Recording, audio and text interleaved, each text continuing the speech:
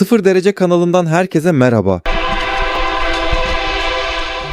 İnternet üzerinde geçmişten günümüze kaydedilmiş birçok rahatsız edici video bulunur. Ancak bazı görüntüler var ki onları izleyen insanlar yıllar geçse bile o anları unutamıyor. Çünkü bu videoların çoğunda insanlar birkaç saniye sonra başlarına gelecek şeylerden tamamen habersizdi. Bugün ise izleyenleri hem rahatsız eden hem de şok içinde bırakan bazı gerçek olaylara birlikte bakacağız.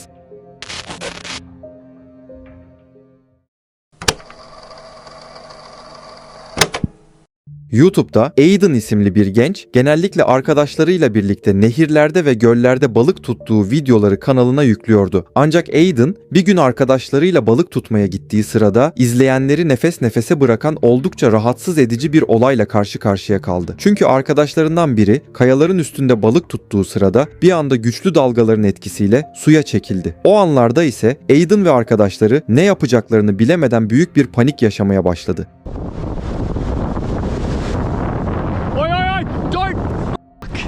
He's in the water! He's in the water, bro!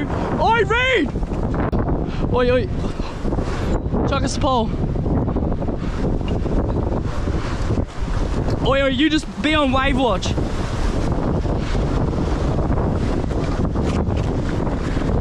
Oi, oi, hold that. Go, just climb yourself up. Oh! Oi, oi.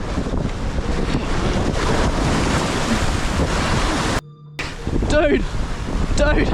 Oi, big one! You're gonna have to come up, dude. Try come up.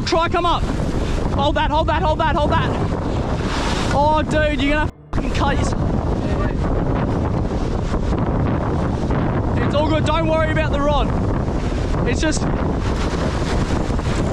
Here, hold this. Go, climb. Alright, try get a foot grip. Just try get a foot grip. Come on, brother. Oh, fuck. Yeah. Boy, go. Start coming up. Oh, I got you. Sam, bro. Dude. Grab rod. Dalgaların arasında boğuşan Jacob isimli genç ne yaparlarsa yapsınlar bir türlü yukarı çekilemiyordu. Oltanın çubuğunu ona uzatmalarına rağmen Jacob'ı kayaların üzerine çıkarmayı hiçbir şekilde başaramıyorlar. Çünkü kayalık bölgelerde oluşan büyük dalgalar insanları saniyeler içinde suyun altına çekebilir ve güçlü akıntılar kişinin yüzeye çıkmasını son derece zorlaştırabilir. Hatta Aiden'ın diğer arkadaşı onu yukarı çekmeye çalıştığı sırada az kalsın kendisi de suya düşüyordu. Ancak yaşananlar aslında sadece başlangıçtı. Big wave. Go, grandma! Oh no! Fuck. Oi! Just stay as calm as you can, man. Oi! I think this isn't a good idea. You just gotta try and grab the rocks.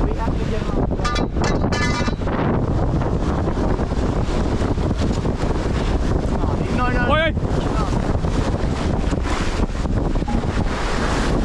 Man,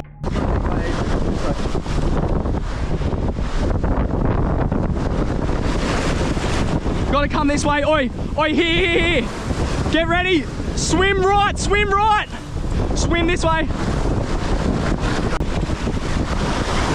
Man. Su Jacob'ı giderek daha uzağa sürüklüyordu. Aiden ve arkadaşının o an yapabildiği tek şey ise ona sakin kalmasını söyleyerek seslerini duyurmaya çalışmaktı. Çelik çubukla Jacob'ı yukarı çekme girişimleri birkaç kez başarısız olunca bunun sandıkları kadar kolay olmayacağı kısa sürede anlaşıldı. Ancak Aiden ve arkadaşı artık yapabilecek hiçbir şey kalmadığını düşündükleri anda arkadaşının aklına her ihtimale karşı çantasına koyduğu ip geldi. Oh, do you have it on you? Is it in your bag? Oh, we got rope. Just stay calm.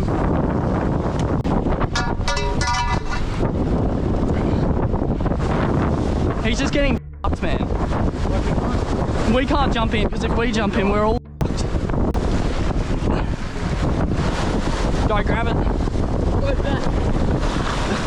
Huh? Go back.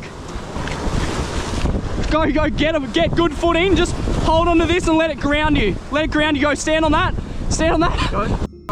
Oi, dude. Just go stand. Have a quick. Have a climb. Holy fuck. Get up. Aiden ve arkadaşı tüm güçleriyle ipi çekerek Jacob'u sonunda kurtarabildiler. O an yaşananlara hiçbiri inanamıyordu. Sıradan başlaması gereken bir balık tutma işi saniyeler içerisinde gerçek bir hayatta kalma mücadelesine dönüşmüştü. Büyük dalgalar ve güçlü akıntı Jacob'u adeta okyanusun içine çekmeye çalışmıştı. Vücudunda yaralar ve morluklar oluşmuş olsa da hayatta kalmayı başarması onlar için büyük bir mucizeydi. O günün ardından ise bu üç arkadaş bir daha asla büyük dalgaların olduğu kayalıklarda balık tutmamaya karar verdi. Brezilya'da 2016 yılında sıradan gibi görünen bir düğün günü yaşanıyordu. Gelin Rosmir Silva ve damat Udirley Damasceno için her şey hayatlarının en mutlu anlarından biri olacak şekilde planlanmıştı. Gelin düğün alanına unutulmaz bir giriş yapmak ve nişanlısına sürpriz yapmak için bir helikopter kiralamıştı. Ancak mutlu başlaması gereken bu gün kısa süre içinde herkesin hafızasına kazınacak trajik bir olaya dönüşecekti.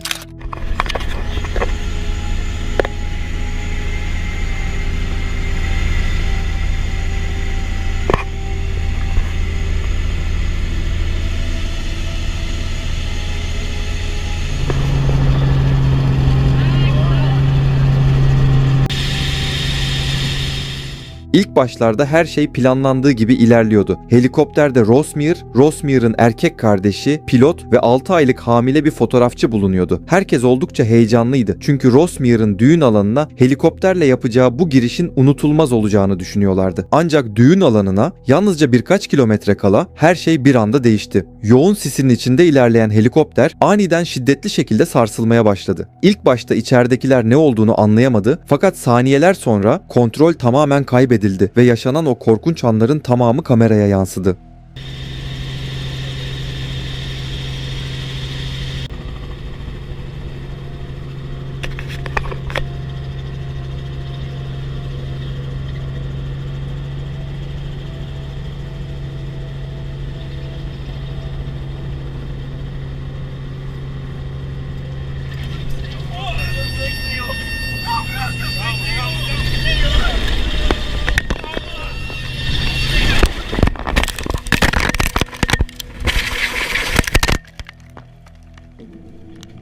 İçerideki kişilerin gülümseyen yüz ifadeleri bir anda değişti. Çünkü artık ne olacağını anlamışlardı. Kutlamalarla düğün alanına inmesi gereken helikopter trajik bir şekilde yere çakıldı ve içeride bulunan hiç kimse hayatta kalamadı. Rosmir Silva hayatının en mutlu gününde evet diyemeden yaşamını yitirdi. Kardeşi Silvano onu düğün alanına ulaştıramadı. Fotoğrafçı ise bu özel günü kaydetmek için çıktığı yolculukta törene ait tek bir kare bile çekemedi. Yaşanan bu olay en mutlu başlayan günlerin bile saniyeler içinde nasıl korkunç bir trajediye dönüşebileceğini gösteren en üzücü örneklerden biri olarak hafızalara kazındı.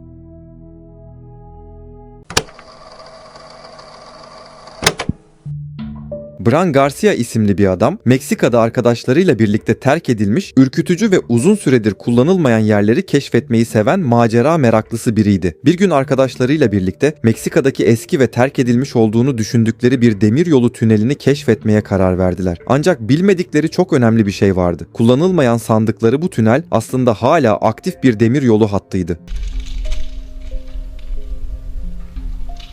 Keşiflerinin başında her şey oldukça normal görünüyordu. Grup kendi aralarında sohbet ediyor, gülüp eğleniyor ve tünelin içinde ilerliyorlardı. Ancak bir süre sonra önce uzaktan gelen hafif bir uğultu duyulmaya başladı. İlk başta çok fark edilmeyen bu ses saniyeler geçtikçe giderek daha da yükseliyordu. Ardından ise bir trenin yüksek korna sesi tünelin içinde yankılandı. O anda gerçeği fark ettiler. Çünkü üzerlerine doğru hızla gelen bir tren vardı.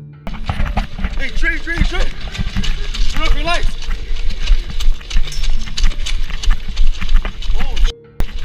Run!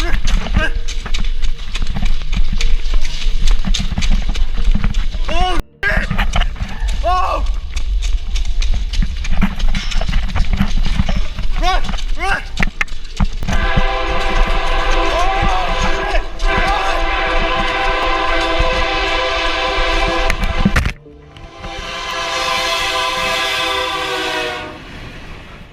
Bran ve arkadaşları tünelin içinde neye uğradıklarını şaşırmıştı. Üzerlerine doğru hızla gelen treni fark ettikleri anda panik içinde koşmaya başladılar. Tünelin dar yapısı ve trenin yüksek sesi yaşadıkları korkuyu daha da artırıyordu. Son anda kendilerini dışarı atmayı başaran grup büyük ihtimalle hayatlarının en korkutucu anlarından birini yaşamıştı. Ancak bu kayıt bununla sınırlı değildi. Benzer başka bir görüntüde adrenalin arayan iki bisikletçi terk edilmiş olduğunu düşündükleri bir demiryolu tünelinden geçmeye karar verir. Fakat onların da bilmediği şey bu tünelin aktif olmasıydı. Bisikletçiler tünelin içine ilerledikten kısa bir süre sonra uzaktan gelen boğuk bir ses duyuldu. Tren yaklaştıkça raylardan gelen titreşimler tünelin içinde daha belirgin hale gelmeye başladı. Artık düşünmek için neredeyse hiç zaman yoktu. O an bisikletçinin hızlıca karar vermesi gerekiyordu. Eğer bisikletiyle devam etmeye çalışırsa zaman kaybedebilirdi. Bu yüzden en mantıklı şeyi yaptı ve önce kendi canını kurtarmaya odaklandı.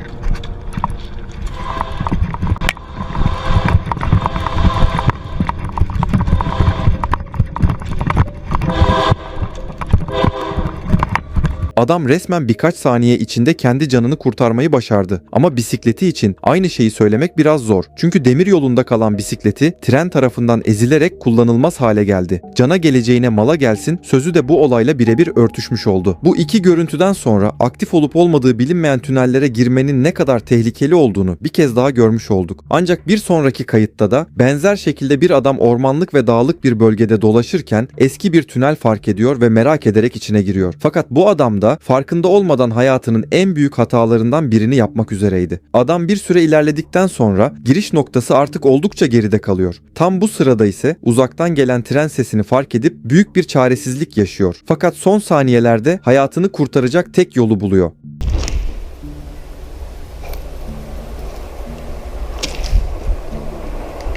Oh.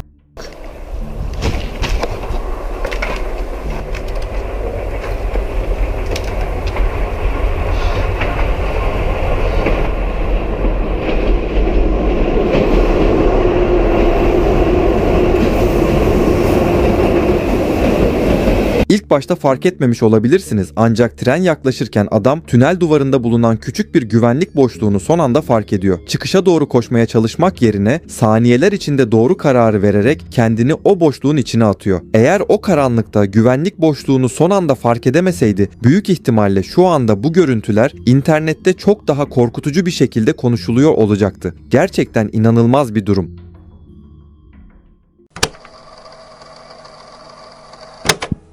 Brezilya'da 2025 yılının Aralık ayında yaşanan bu olay, internette uzun süre konuşulan en rahatsız edici hayvanat bahçesi görüntülerinden biri haline geldi. 19 yaşındaki Gerson Machado isimli genç bir gün arkadaşlarıyla birlikte hayvanat bahçesini ziyaret ediyordu. İlk başlarda her şey oldukça normal görünüyordu. İnsanlar kafeslerin önünde dolaşıyor, hayvanları izliyor ve sıradan bir gün geçiriyordu. Ancak kısa süre sonra Gerson'ın davranışları çevresindeki insanların dikkatini çekmeye başladı. Görgü tanıklarının anlattıklarına göre bu genç bir süre boyunca aslan kafesinin önünde garip hareketler yapıyor ve çevresindekilerin uyarılarını dinlemiyordu. O anlarda birçok insan onun şaka yaptığını ya da sadece dikkat çekmeye çalıştığını düşünüyordu. Fakat birkaç saniye sonra yaşananlar olayın ciddiyetini herkese gösterdi. Gerson güvenlik bariyerlerini aşarak aslanın bulunduğu bölümdeki bir ağaca tutunup aşağı inmeye başladı. Ancak yere yaklaşmasıyla birlikte dişi aslan aniden harekete geçti. Çünkü genç adam artık doğrudan dişi aslan için bir av haline gelmişti.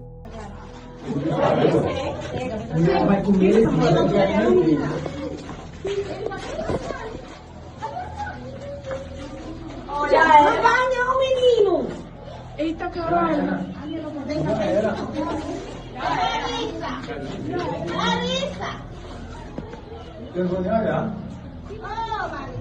Esse cara vai fazer nada, vai fazer. Porra nenhuma, mano. Olha espremendo nas pés dele lá. İnsanlar Gerson'u uyarmaya çalışsa da artık çok geçti. Çünkü elleri yavaş yavaş ağaçtan aşağı kayıyor, dişi aslan ise onun önüne düşmesini bekliyordu. YouTube politikaları gereği aslanın saldırış anını göstermem doğru olmaz. Çünkü video şiddet içeriyor. Gerson Machado maalesef uğradığı saldırı sonucu orada hayatını kaybetti. Daha sonra ortaya çıkan bilgilere göre genç adamın uzun süredir bazı psikolojik sorunlar yaşadığı iddia edildi. Ancak yaşanan olay yine de insanlar üzerinde büyük bir şok etkisi bıraktı. Özellikle onlarca kişinin gözü önünde gerçekleşen gerçekleşen bu korkutucu olay, vahşi hayvanların bulunduğu alanlara yaklaşmanın ne kadar tehlikeli sonuçlar doğurabileceğini bir kez daha gösterdi.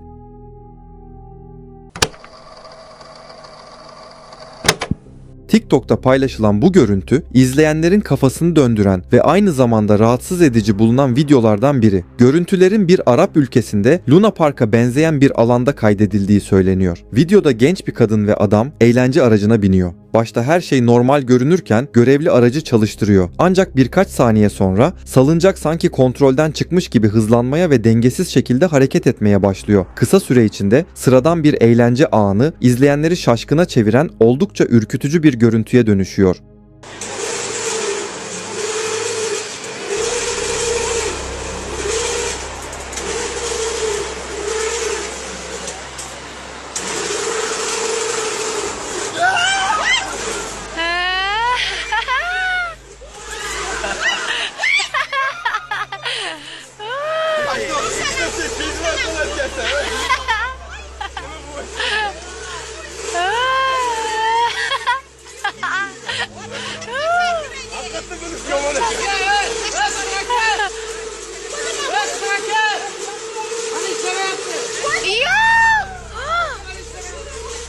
Videoda da görüldüğü üzere salıncak resmen kontrolden çıktı ve şu anda normalinden çok daha hızlı bir şekilde dönüyor. Bu durum hem kadın hem de erkek için ciddi bir tehlike oluşturuyor. Çünkü insan vücudu dakikalar boyunca bu kadar yüksek hızda dönmeye maruz kaldığında denge kaybı, mide bulantısı, baş dönmesi ve yoğun panik hissi yaşayabilir.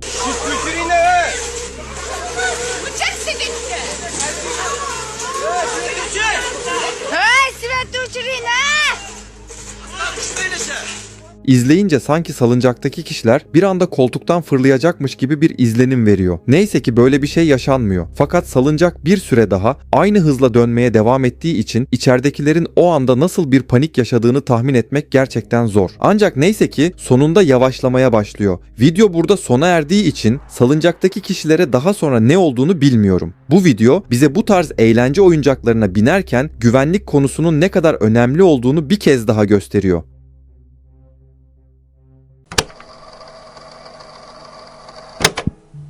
Farah Putri Mulyani isimli bir kadın 2025 yılında Instagram'da oldukça dikkat çeken bir video kaydetti. Kadın, Sri Lanka'daki Dialuma Falls isimli şelalede turistlerin yüzmek için sıkça bulunduğu doğal havuz bölgesinde kendini kameraya alıyordu. İlk başta sıradan bir tatil videosu gibi görünen bu görüntüler aslında hiç sıradan değildi. Çünkü Farah'ın duyduğu etraftan gelen seslere bakılırsa bir şeyler ters gidiyordu.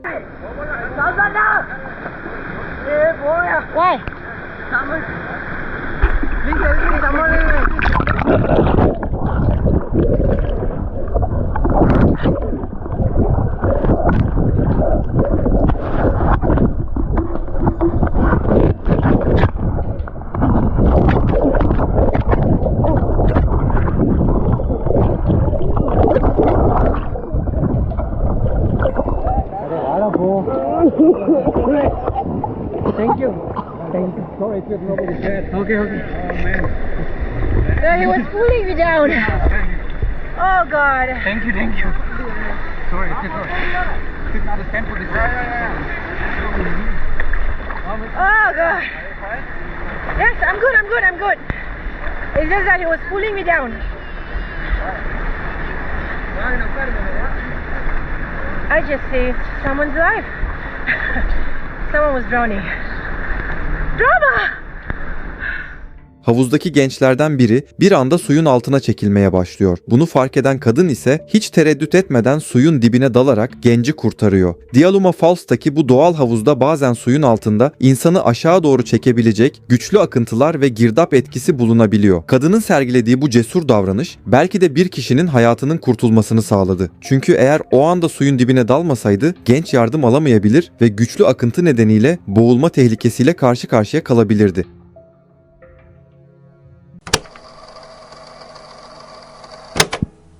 Askeri operasyonlarda kullanılan bodycam ve GoPro kameralar bazen rutin görevlerin ötesindeki anları da kayıt altına alabiliyor. Afganistan'da kaydedilen bu görüntülerde birkaç Amerikan deniz piyadesi operasyon sırasında dikkatli şekilde ilerliyordu. Askerler kendi aralarında konuşarak bölgeyi kontrol etmeye devam ediyordu. Ancak birkaç saniye sonra duyulan tek bir silah sesi ve bir askerin kıl payı kurtuluşu bakın askerleri ve izleyenleri nasıl şaşkına çevirdi.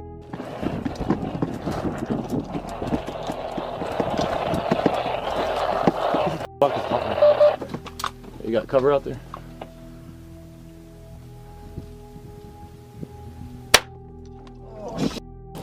Dude, he almost hit me. Get back. Hey, we got a sniper. Dude, you got shot. I did get shot.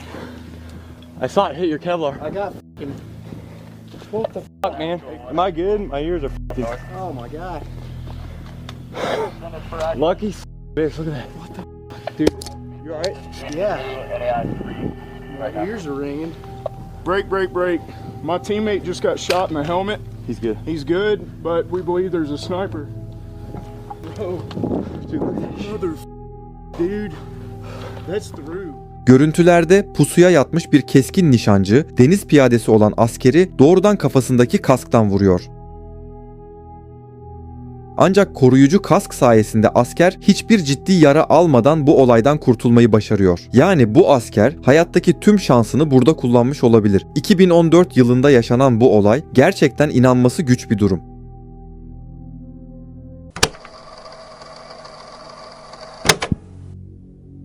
Çevrimiçi satış platformları insanlara ürün alıp satmak için büyük kolaylık sağlar. Ancak bu tür buluşmalar her zaman göründüğü kadar masum olmayabilir. Bisikletini satmak isteyen bir adam da bunu oldukça ürkütücü bir şekilde öğrenmek zorunda kaldı. Başta sadece basit bir bisiklet satışı gibi görünen olay kısa süre içinde adamın hayatını tehlikeye atan bir duruma dönüştü. Facebook Marketplace'te satışa koyduktan kısa bir süre sonra genç bir kadın onunla iletişime geçti ve bisikleti görmek istediğini söyledi. Bunun üzerine ikili buluşmak için anlaştı. Adam buluşma noktası olarak daha güvenli olduğunu düşündüğü bir benzin istasyonuna gitmişti. Fakat oraya ulaştığında içini açıklayamadığı bir huzursuzluk kapladı. Kısa süre sonra beyaz kapşonlu birinin hızla kendisine doğru geldiğini fark etti. Adamın yaklaşma şekli hiç normal değildi ve bu durumda planlı bir soygun girişimi gibi görünüyordu. Bike? Yeah. Yeah. What kind of bike is Yeah, it's this one. it? I see.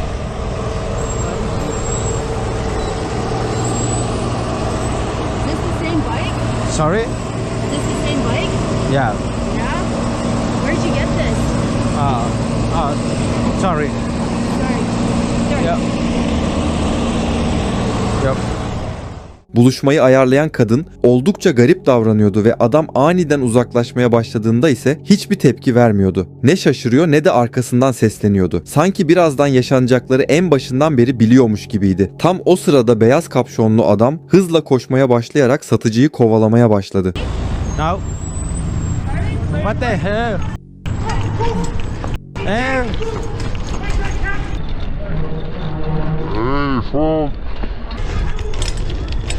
Dije. Man. Vámonos. İşin daha da korkutucu tarafı adam beyaz kapşonlu kişiden kaçarken yolun sağ tarafında pusuya yatmış başka birinin daha ortaya çıkmasıydı. O kişi de bisikletli adamın önünü kesmeye ve onu durdurmaya çalıştı. Ancak adam tüm gücüyle pedal çevirerek hızla uzaklaşmayı ve ikisini de geride bırakmayı başardı. Basit bir bisiklet satışı gibi başlayan bu buluşma kısa sürede korkutucu bir soygun girişimine dönüşmüştü.